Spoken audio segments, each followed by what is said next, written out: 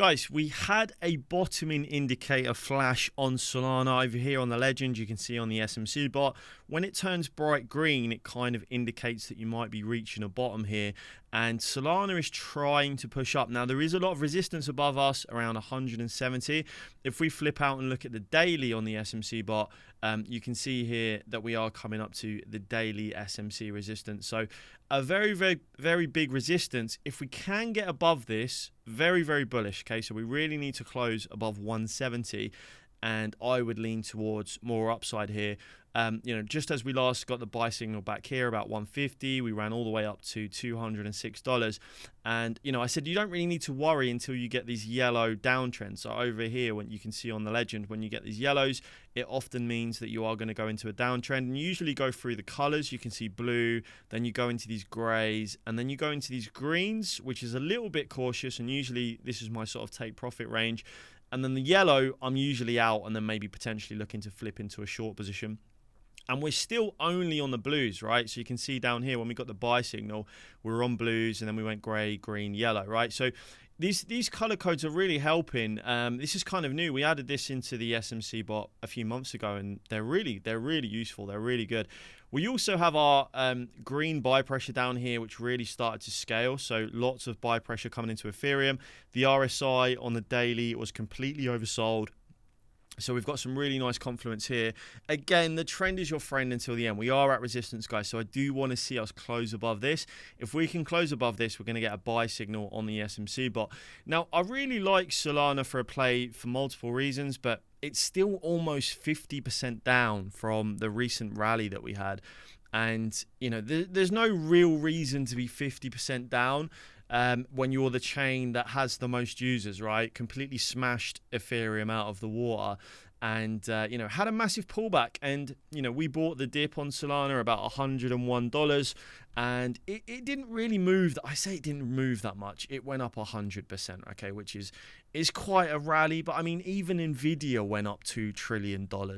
And went up, 100%. It doubled in price from when we bought the tariff dip. So it was a little bit underwhelming. Many altcoins done many multiples, but Solana kind of didn't have that big breakout. So I am interested in it. It does kind of feel like it's still hovering undervalued at the moment, especially given how much money we have seen come into the Ethereum ETF, how much interest there is in the Ethereum ETF. Now, the way I look at this is the institutions aren't specifically interested in Ethereum. They're interested in a layer 1 blockchain, right? They're interested in applications, businesses being built on Ethereum, utility being built on Ethereum. So we know that the institutions are interested in utility. We know that they're interested in layer 1 blockchains and what they can do. We know Solana is cheaper, faster. We know that it 10x'd user adoption compared to Ethereum. And yet the market cap is still only 89 billion market cap, right? And we've just seen 20 billion come into the ETH ETF, right? So, even if half of that came into Solana, you're going to see a massive push in price. So we are kind of hovering sideways. This is good. The sideways is good because you're building up some strong floor here, right? So we really want to hold this level and start to push to the upside. And, it's a real good base to launch off. We had this push up to 300. We ended up taking a short here around 250. We had this double top here. We ended up taking a short, which played out quite well. And, now I'm kind of looking for more upside. Now, I do like that there's also a massive catalyst for Solana, right? There's a buy the rumor, sell the news. Which I think might even become a buy the news, where we have multiple ETFs potentially coming this year. The date is October, so the final SEC deadline is October. But we know we've got a friendly SEC now, and this might even be approved before, right? The ETH ETF has been approved, so are they going to wait till the final deadline in October? Is this going to get front run? Are they going to surprise us and say, it's actually happening in August, September? I hope it doesn't happen as late as October because, we know we're in the last year of the bull run and, it's kind of Q4 where a lot of profit taking gets done and sometimes we can see reversal. So I hope it doesn't happen towards the end of October, because I do think the ETF is going to be a buy the news. I think we're going to see a lot of inflows into Solana, especially after the new interest in Ethereum, and Tom Lee's talking about it, and BlackRock are buying all this ETH.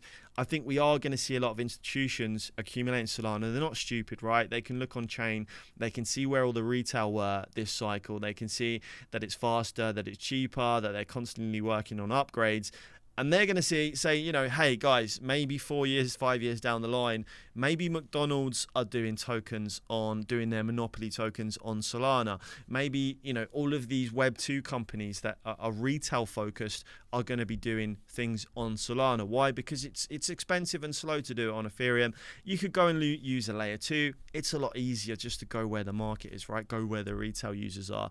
Especially the younger generation will use in Solana this cycle. So I think we are going to see loads of Web 2 partnerships. Might not happen this year, you know, might not even happen next year, but I think over time we are going to see loads of Web 2 partnerships with Solana. I think we're going to see, you know, its increase in terms of its performance. With FireDancer, it's going to be up to 1 million transactions per second. And I think we just have that really nice catalyst with the ETFs approaching, right? And it's no small fish. It's Grayscale, VanEck, 21 Shares, Canary, Bitwise, Franklin Templeton, Fidelity. So many, you know, large institutions clearly have a lot of interest in Ethereum, in Solana. And they've just watched Ethereum double in price as well after the ETF was approved, where it first of all went for a sell-off. But Grayscale doesn't have tons of Solana. In fact, they have very next to no Solana compared to what happened with the ETH ETF, right? Grayscale had so much Ethereum and they're in so many profits that it was inevitable that was going to create a lot of sell pressure, and we saw the price trickle down. That's not the case with Solana, which is why I think it might be a buy the news event.